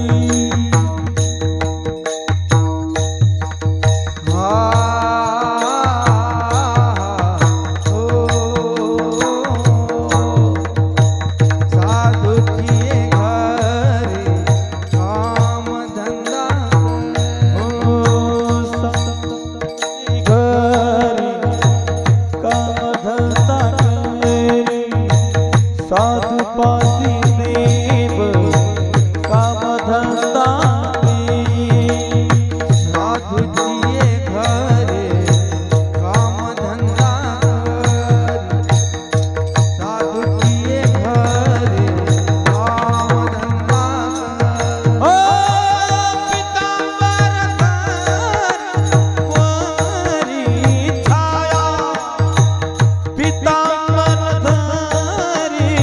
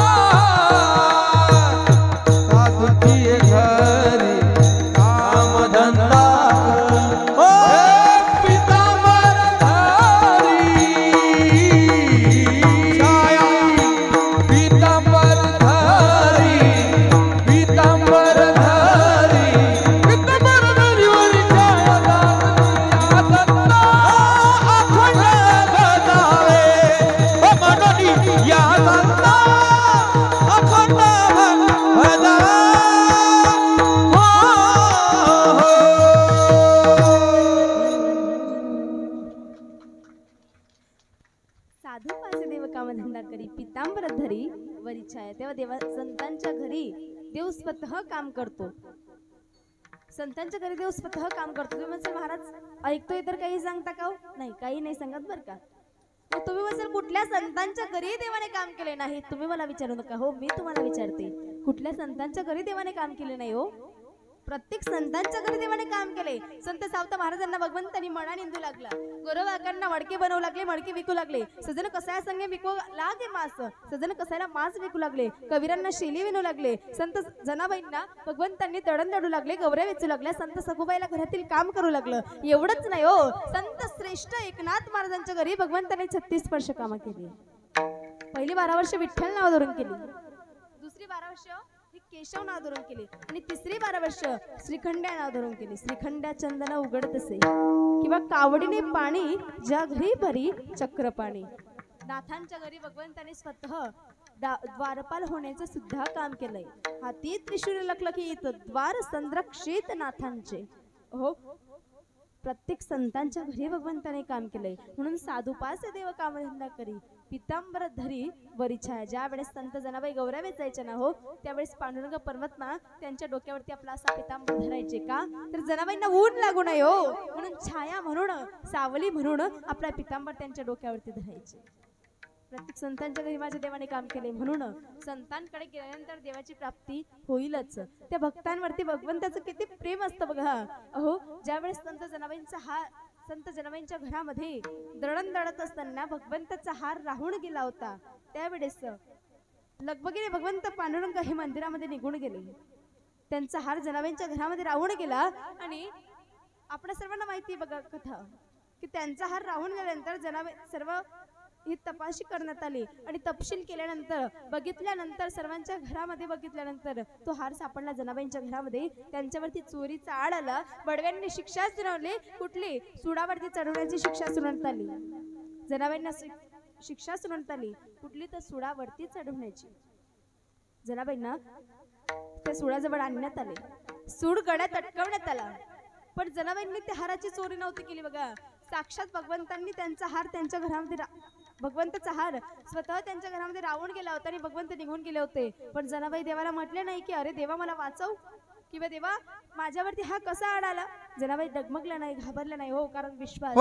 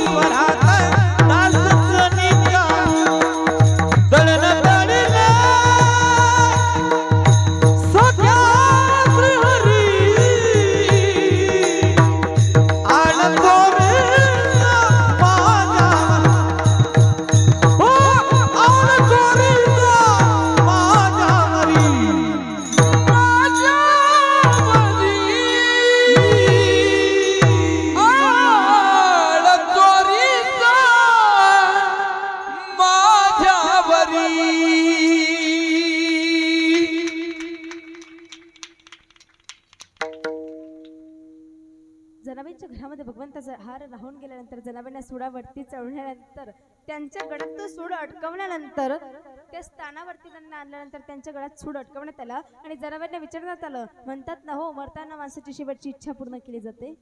त्याप्रमाणे जनाबाईंना सुद्धा विचारण्यात आलं काय तुमची शेवटची इच्छा. त्यावेळी जनाबाई म्हटल्या हो दुसरं काहीच नाही, एकदा त्या सावड्या परब्रह्माचं दर्शन मला करायचंय, बाकी काही नाही, त्या भगवंताचं ते रूप मला बघायचंय. जनाबाईंना शेवटची इच्छा म्हणून त्यांना भगवंताच्या मंदिरामध्ये आणण्यात आले. देवासमोर जनाबाई उभ्या राहिल्या आणि म्हणतात तरी काय देवा मला वाचव. नाही हो, काय त्या भक्ताचा भगवंतावरती अधिकार. जनाबाई म्हटल्या अरे विठ्या विठ्या विठ्या मुड मायेच्या कारट तुझी रांड रडकी झाली, जन्म सावित्री चोहडली, तुझे गेले म्हणे तुला पाहुणे काढ रडे, उभी राहून अंगणी शिव्या देत दास. पुण्यवंत पाताळ लोकी नेला, तरी प्रीतम भाग्यवंत गेला, स्वर्गात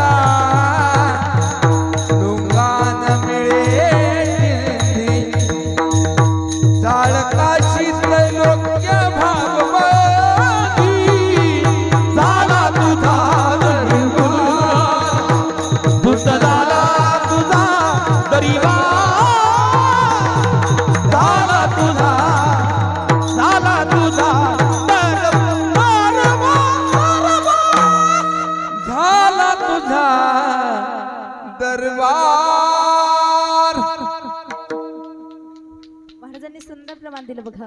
हो काय त्या भक्तांवरती भगवंताचं किती प्रेम असतं ना ते यातून आपल्याला दिसून येतंय. ज्या सुळावरती जनाबाईंना चढवण्यात आले होते त्या सुळाचे पाणी भगवंतांनी केले. हो एवढं प्रेम भगवंताचं भक्तांवरती, तेही शिव्या देऊन सुद्धा शिव्यांच्या फल स्वरूपामध्ये. म्हणून तात्पर्य एवढंच की संतांच्या घरी देव राहत असतो. संतांकडे गेल्यानंतर आम्हाला नक्कीच देवाची प्राप्ती ही होणार आहे. आणि असंच नाही बरं का की भक्तांना भगवंत आवडतो. भगवंताला भक्त किती आवडतात अभंगाच्या शेवटच्या चरणावर. नम मने देव, नम मने देव, नम मने देव ची संत संग, नम मने देव ची संत संग. मने देव नामा मने देव इति संत संग. ओ नामा मने देव इति संत संग. नामा मने देव इति संत संग. नम मने देव, नम मने देव, नम मने नम मने नम मने, नम मने देव इति संत संग, नम मने देव इति संत संग, नम मने देव. ओ नामा मने देव नामा मने देव नामा मने देव इति संत संग. नामा मने देव इति संत संग. नामा मने देव इति संत संग. आम्हा जीवनात जन्मोजन्मी, आम्हा जीवनात जन्मोजन्मी. आम्हा जीवनात जन्मोजन्मी, हो आम्हा जीवनात जन्मोजन्मी. मनोनी संता, मनोनिया संता, मनोनिया संता अखंड भजावे, मनोनिया संता अखंड भजावे, मनोनिया संता. मनोनिया संता, मनोनिया संता अखंड बजावे. मनोनिया संता अखंड बजावे. मनोनिया संता त्याचे चरणी वागली.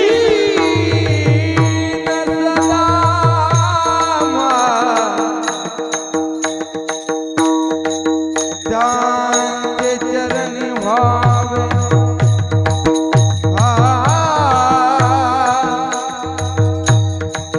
त्यांचे चरणी व्हावे.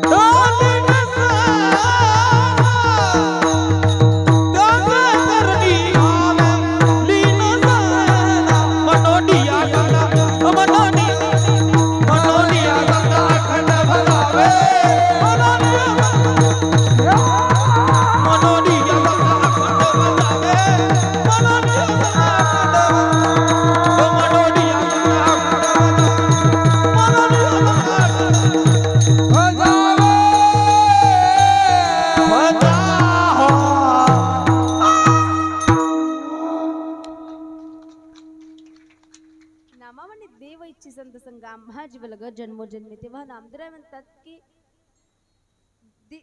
देवाचा संघ हे भक्त इच्छितात एवढंच नाही तर देव सुद्धा भक्तांचा संघ इच्छितात की आषाढी कार्तिकीची वाट हे फक्त संतच बघत असतात एवढंच नाही तर देव सुद्धा आषाढी आणि कार्तिकीची वाट बघत असतात. आणि माझा भक्त कधीही माझ्या जवळ येईल, माझ्या भेटीला येईल, माझ्या दर्शनाला येईल ही इच्छा भगवंत स्वतःही तर प्रकट करतात. नामाने देव इच्छे संत संग आम्हा जीवलग जन्मोजन्मी. याच जन्मात नाही प्रत्येक जन्मामध्ये माझा संत, माझा भक्त माझ्या जवळ असावा ही अपेक्षा, ही इच्छा इथं भगवंत हे स्वतः प्रकट करताय बघा. आणि त्या संतांकडे गेल्यानंतर जे देवाची फार आवडते आहात, देव ज्यांना आपल्या संगतीमध्ये, देवाला ज्यांची संगत आवडते त्या संतांच्या संगतीमध्ये आम्ही गेल्यानंतर आम्हाला देवाची प्राप्ती नक्कीच आपोआप होईल. म्हणून आम्हाला संतांच्या संगतीमध्ये जाणे फार महत्वाचे आहे. पण संतांची संगत आम्हाला तेव्हाच प्राप्त होईल जेव्हा आम्ही घरामध्ये का होईना दिवसभर फक्त आम्ही आमच्या कामाविषयी चर्चा न करता किंवा दिवस निघल्यापासून सकाळपासून संध्याकाळपर्यंत आम्ही फक्त काम काम काम काम न करता काही क्षण का होईना हो दिवसभर काम करा पण काही क्षण का काही होना देवाची हे नामस्मरण करा. कारण काही क्षण देवाचे नामस्मरण केल्याने संतांची कृपा आमच्यावरती येईल. कारण जिथं भगवंताचं भजन तिथे हरीचे दास हे येत असतात आणि तिथं ते संत मंडळी येत असतात. म्हणून देवाचं नामचिंतन आम्हाला करायचंय. म्हणून संत आमच्याकडे येतील देवाचं नामचिंतन ऐकून आणि मग त्या भगवंताची प्राप्ती आम्हाला होईल. आता सर्वांनी एकदा हाताने टाळी वाजवायची आणि मुखाने नामस्मरण करायचं. विठोबा रखू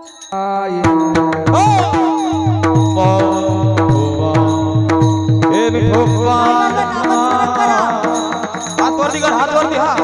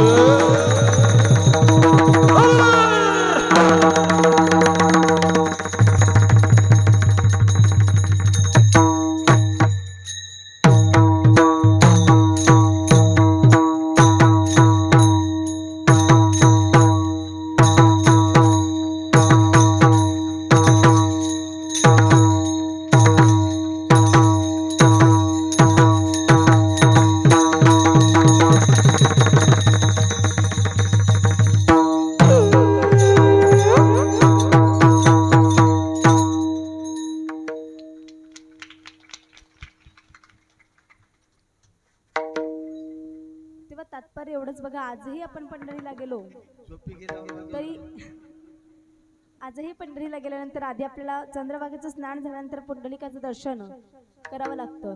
पुंडलिकाचं दर्शन झाल्यानंतर आपल्याला नामदेवरायांचं दर्शन करावं लागतं, चोखा मेळ्यांचं दर्शन करावं लागतं, कान्होपात्रांचं दर्शन करावं लागतं. सकल संतांचे दर्शन केल्यानंतरच आपल्याला पंढरीच्या राजाचे दर्शन मिळते. तात्पर्य एवढंच, संतांकडे जाऊनच देवाची प्राप्ती होते. विठ्ठल विठ्ठल.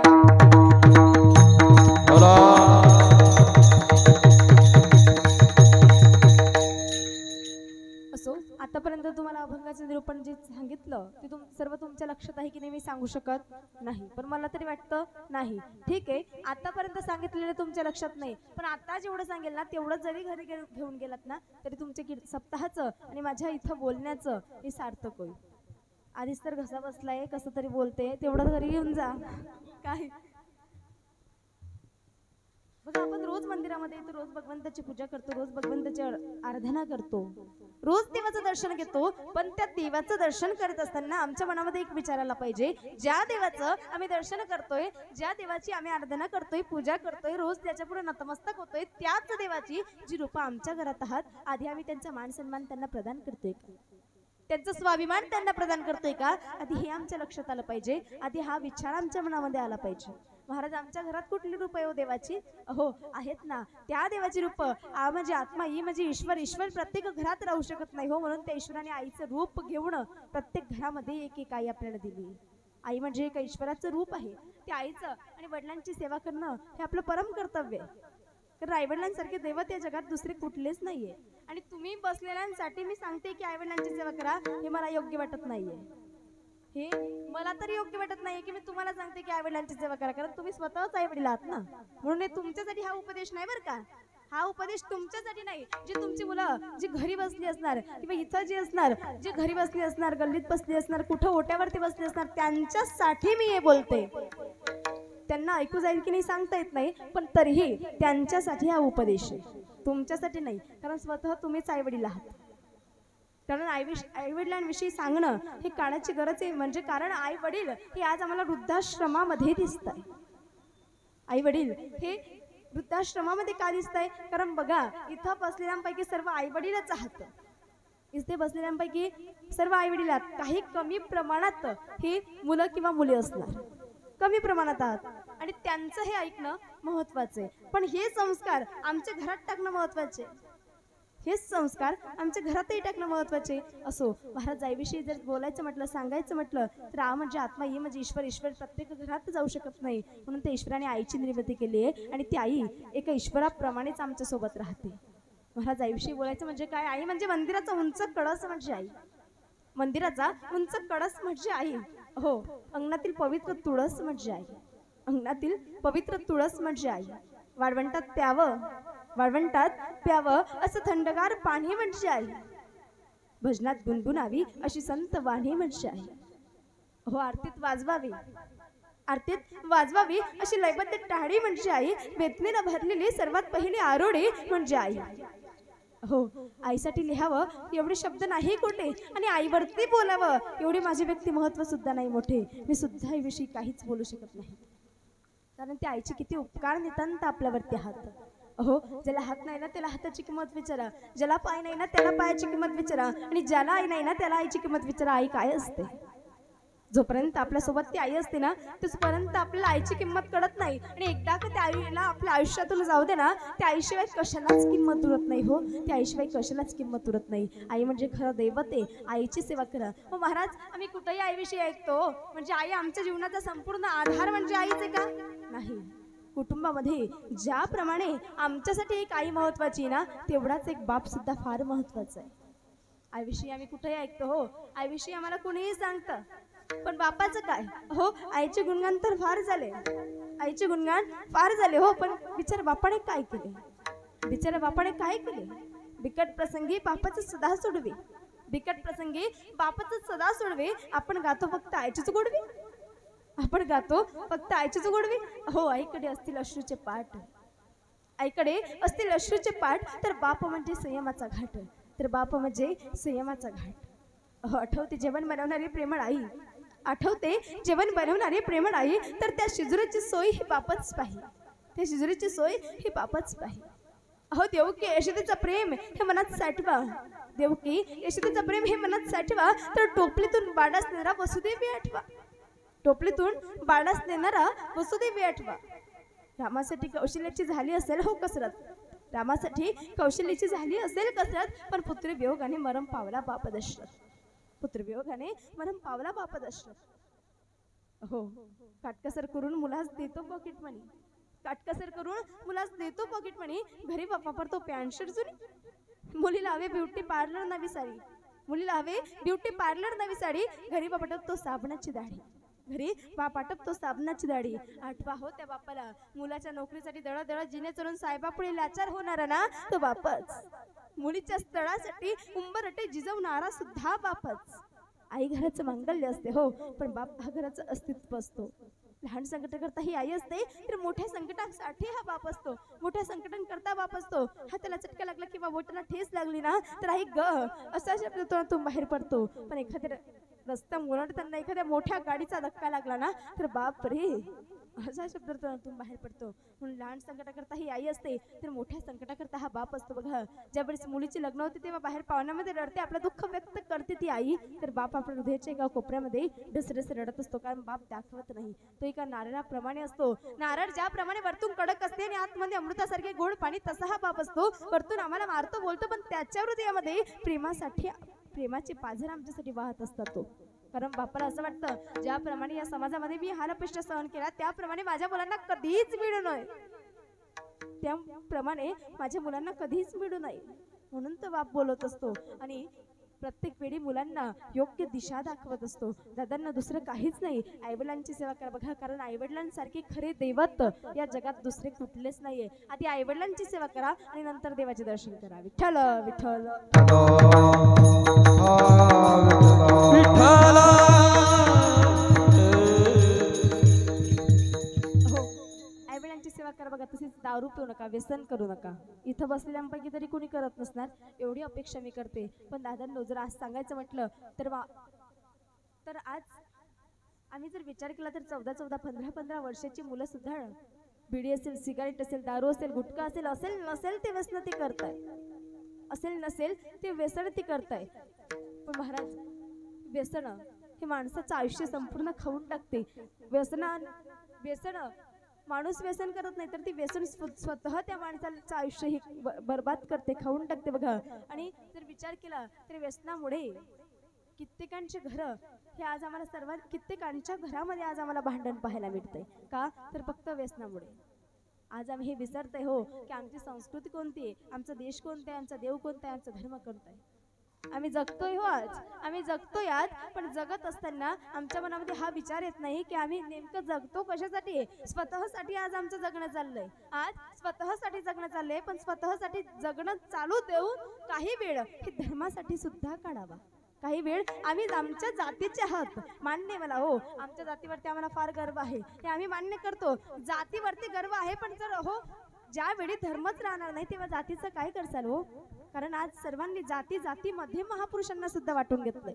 जे छत्रपती शिवाजी महाराज जे घडून गेले, ज्यांनी आपल्यासाठी महान कार्य केलंय, ज्यांनी आपल्या जीवनाची राख रांगोळी आपल्यासाठी केली आहे हो, त्यांची जयंती साजरी करत असणार ना, त्यांच्याच प्रतिमेपुढं आम्ही दारू पिऊन नाचतो, हे एक आमचे संस्कार, हे आम्ही त्यांची जयंती साजरी करतोय का. हिंदू शिरोमणी वीर शिरोमणी महाराणा प्रताप असतील हो, ज्यांनी गवताच्या बिजाच्या भाकरी करून खाल्ल्या आणि आपले राज्य परत मिळवून घेतले. साधारण होते का होते.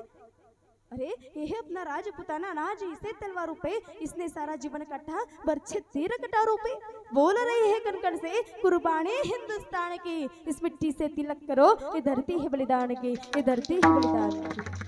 महाराज, ही महाराष्ट्राची, ही भारताची भूमी साधारण नाहीये. वीर महापुरुषांच्या पदस्पर्शाने पवित्र झालेली आहे, संतांच्या पदस्पर्शाने पवित्र झालेली आहे, वीरांच्या शूरांच्या रक्ताने भिजलेली आहे आणि शौर्याच्या गाथा रचलेली भूमी आहे. पण याच भूमीत आज आम्ही काय करतोय, त्याच महापुरुषांना जातीमध्ये वाटतोय. नाही, जातीत वाटून चालणार नाही हो. कारण मराठ्यांनी बांधून ठेवलंय जिजाऊच्या शिवरायांना, मराठ्यांनी बांधून ठेवलंय जिजाऊच्या शिवरायांना, दलितांनी बांधून ठेवलंय रमाईच्या भीमरायांना, दलितांनी बांधून ठेवलंय रमाईच्या भीमरायांना. अहो, अण्णाभाऊ आमचे मातंग गातात गाणी, अण्णाभाऊ आमचे मातंग गातात गाणी, अहिल्याबाई आमचे धनगराचे राणी. अहो, महात्मा ज्योतिबांना न्यायला गोडा झाले सारे माडी, महात्मा ज्योतिबांना न्यायला गोडा झाले सारे माडी. आणि इथंच झाली आमच्या विचारांची होळी, इथंच झाली आमच्या विचारांची होळी. आज आम्हाला त्या महापुरुषांनी ज्यांनी आमच्यासाठी कार्य केलंय त्यांना जातीत नाही हो, धर्मासाठी एकत्र यायचंय. कारण कंधों से बड़ी कभी छाती नहीं होती, दीपक से बड़ी कभी बाती नहीं होती, और धर्म से बड़ी कभी जाती नहीं होती. जर धर्मच टिकणार नाही, जर धर्मच राहणार नाही, तर जातींना काय करसाल, जात कुठली राहील, राहूच शकत नाही. म्हणून जातीसाठी नाही हो, धर्मासाठी एकत्र या. आणि हे सोहळे म्हणजे सप्ताह वगैरे म्हटलं, आपणा सर्वांना एकत्र आणण्याचा उद्देश हाच आहे हो. सर्वांनी भगवंताचं भजन पूजन करीत आमचा देव कोणता, देश कोणता, धर्म कोणता, हे संस्कार नवीन पिढीवरती पडणं आज काळाची गरज आहे. हो, म्हाताऱ्या लोकांनी नियोजन केलं, काही विशेष गोष्ट नाही की म्हाताऱ्या लोकांनी नियोजन केलं, आधीपासून तेच करताय, पुढेही तेच करणार, ठीक आहे ना. म्हाताऱ्या लोकांनी नियोजन केलं, ठीक आहे, मान्य, बरा करा तुम्ही, करू नका असं माझं मत नाहीये, पण हेच कार्य तरुण पिढीच्या हाती देणं फार महत्वाचं आहे, काळाची गरज आहे. कारण आज घराघरामध्ये प्रत्येक आईवडिलांनी शिकवण देणं, आपला देश कोणता, देव कोणता, धर्म कोणता, ही काळाची गरज आहे. पण मला सांगा, ज्या घरातील आई स्वतः 10 वाजेपर्यंत टीव्हीतील सिरियल, टीव्हीचं रिमोट सोडत नसेल ना, त्या घरातील मुलीचं उद्याचं भवितव्य काय राहणार आहे? काय शिकवणार आहे ती मुलगी उद्याच्या पिढीला? काय सांगणार आहे? आपला देव कोणता, देश कोणता, धर्म कोणता, काहीच सांगू शकत नाही. म्हणून हे संस्कार खरा तो एकची धर्म जगाला प्रेमार पावे, खरा तो एकची धर्म जगाला प्रेमार पावे, खरा तो एकची धर्म जगाला प्रेमारी पावे, खरा तो एकची धर्म जगाला प्रेमारी पावे.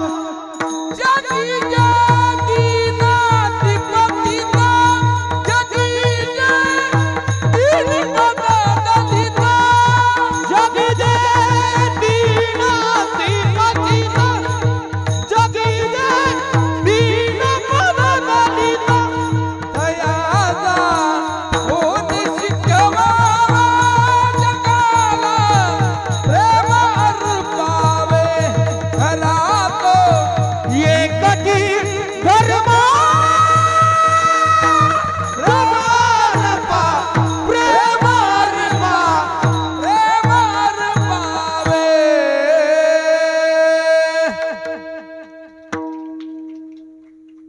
महाराजांनी सुंदर प्रमाण दिलं.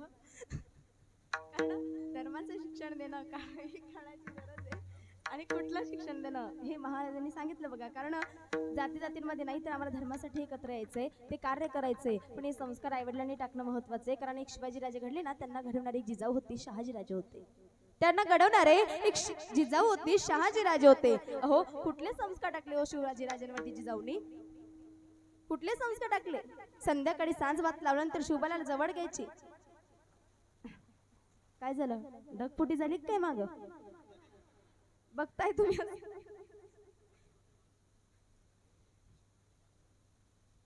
संस्कार जिजाऊंनी कुठले टाकले शिवरायांवरती? संध्याकाळी सांज भात लावल्यानंतर शिवबांना जवळ घ्यायची.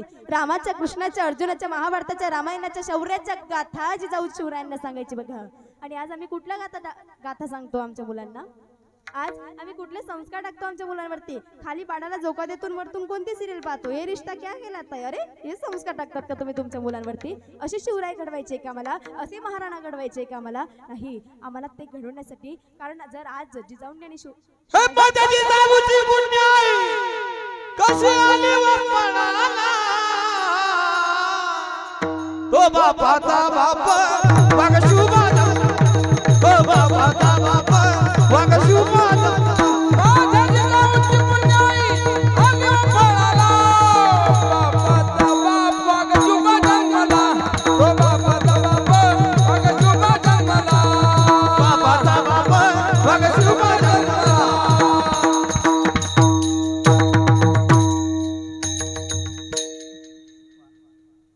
छत्रपती शिवाजी महाराज घडण्यासाठी आज संस्कारांची गरज आहे, त्या जिजाऊंच्या. पण आज ते जिजाऊ आमच्या मुलांवरती किंवा त्या शिवरायांवरती ते संस्कार टाकत नसेल. कारण जर विचार केला, जिजाऊ महाराज काय होते? साधारण नव्हती, एक स्त्रीच नव्हती जिजाऊ हो, तर स्वराज्य घडवणाऱ्या स्फूर्तीची ती एक मूर्ती होती. जाधव घराण्याची लाडकी लेक होती, तर भोसले घराण्याची ती एक आदर्श सून होती हो. शहाजी राजांची वीर पत्नी होती, तर आपल्या मुलांवर महान संस्कार टाकणारी ती एक महान माता होती. जिजाऊंचं काय वर्णन करावं? त्या स्वराज्याच्या राजमातेच्या सिंहासनावरती बसल्या, पण डोक्यावरचा पदर कधी खाली पडला नाही. आज आमच्या जिजाऊंच्या डोक्यावर पदर लवकर जात नाही. ही का आमची संस्कृती? हे का आमचे संस्कार? हो नाही, आज संस्कृती तीच आहे, फक्त घटत चालली आहे. तिला जतन करणं आज आमचं कर्तव्य आहे. म्हणून त्या संस्कृतीचं जतन करा बघा. संस्कृतीचं हे जतन करा, मुलांवरती चांगले संस्कार टाका. आणि प्रत्येक घरामध्ये संस्कार टाकणं ही आज काळाची गरज आहे. म्हणून सर्व आईवडिलांनी मुलांवरती चांगले संस्कार टाका. दारू पिऊ नका बघा, तसेच आईवडिलांची सेवा करा. आणि या अभंगाचे निरूपण असं असेल असं मी मुळीच म्हणत नाही. तुम्ही सर्वजण कीर्तनाला आलात त्यासाठी तुम्हा सर्वांचे मनापासून आभार. आणि माझ्या बोलण्यामुळे कुणाचे मन दुखवले असेल तर मनापासून क्षमा मागते बघा. आणि सर्व मंडळींसाठी एकदा जोरदार टाळ्या होत्या. रोज वाजवताच पण तरीही तुम्ही सर्वजण आलात. पुनश्च एकदा मनापासून आभार. झालेली सेवा माऊलींच्या चरणी अर्पण करते. ज्ञानेश्वर माऊली नारायण माऊली